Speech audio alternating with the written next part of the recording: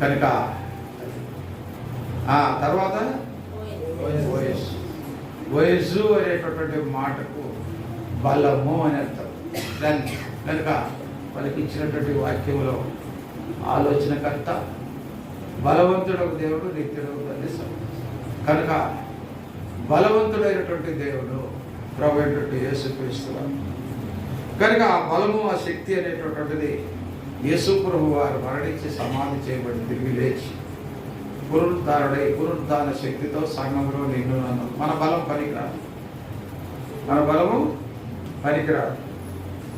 నేను కూడా కొంతకాలం బలమైన వాడుగానే ఉన్నా, బలమైనటువంటి వాడుగానే బలమైన తిండే తింటూ వచ్చి ఆయన ప్రభువు నమ్మిన తర్వాత 2007వ సంవత్సరం ఓ హార్ట్ అటాక్ వచ్చేసి, తర్వాత మరి 2 వాల్స్ బ్లాక్ అయిపోయినాయి. అలాగే మరి ఒక వర్టికల్ దెబ్బతింది. డాక్టర్ ఏం చెప్పాడంటే హైదరాబాద్లో అరగంట సేపు కంటే ఎక్కువ చెప్పకూడదు, 50 కిలోమీటర్ల కంటే ఎక్కువ ప్రయాణం చేయకూడదు, ఎక్కువ రెస్ట్ అవసరం. ఇది 2007వ సంవత్సరం సెప్టెంబర్ 1వ మాసం అది జరిగింది. ఇప్పటికి ఎన్ని సంవత్సరాలు అయింది? దాదాపుగా 24 కదా.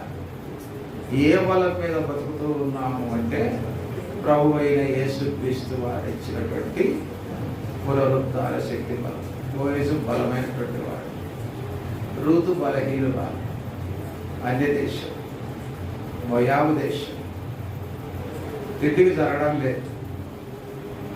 అత్త చేత నడిపించబడింది, నయం చేత అమ్మా వేరొక పొలంలోకి వెళ్ళవద్దు,